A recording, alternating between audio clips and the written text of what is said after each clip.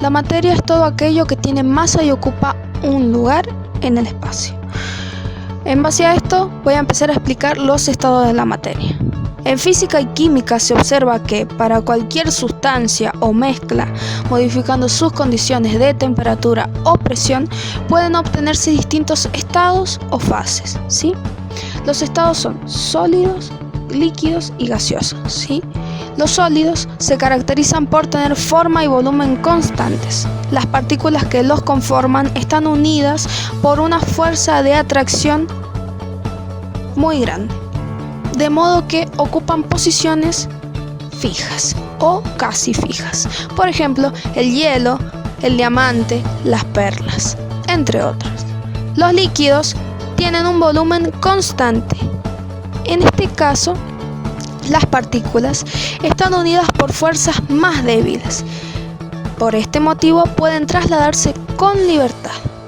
Por ejemplo, el aceite, el vino y el mercurio, que es un metal que se encuentra líquido a temperatura ambiente. Los gaseosos no tienen forma fija y su volumen tampoco lo es.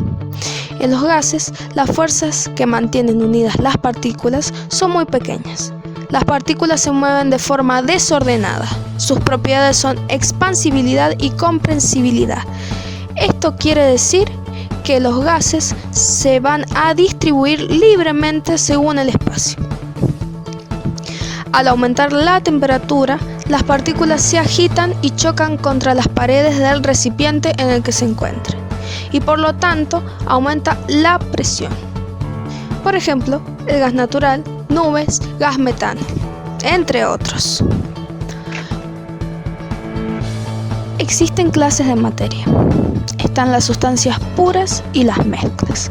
Dentro de las sustancias puras podemos encontrar los elementos y los compuestos. Los elementos son sustancias puras que no se pueden descomponer en otras más sencillas.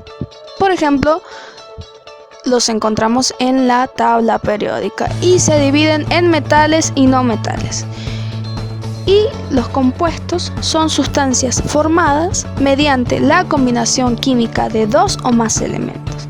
La misma se escribe y o expresa mediante unas fórmulas químicas en donde se ve detalladamente los componentes de la misma. Las mezclas, por otra parte, son uniones físicas de sustancias donde la estructura de cada sustancia no cambia.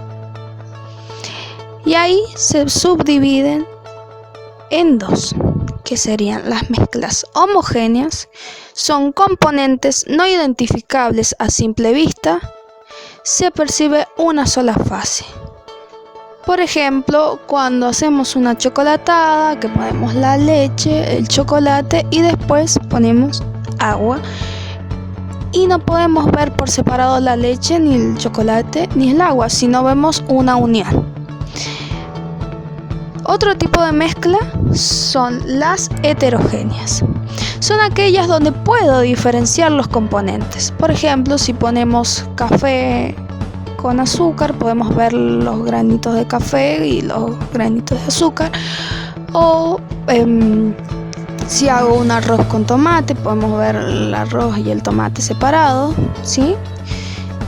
Bueno, métodos de separación de mezclas. Filtración. Se utiliza para separar un líquido de un sólido insoluble. Un ejemplo cotidiano que tenemos es cuando preparamos café, pero no es el café instantáneo, sino el café en grano, que uno pone el café en el colador y empieza a alargar el agua, ¿sí? El café, los granos de café siguen estando en el colador, ¿sí? Separación magnética. Sirve para separar sustancias magnéticas de las no magnéticas. Cuando hay virutas de hierro en lo que es la arena, uno pasa un imán y quedan las virutas en el imán y la arena donde estaba, ¿sí? Ese es otro ejemplo que podemos encontrar. Decantación.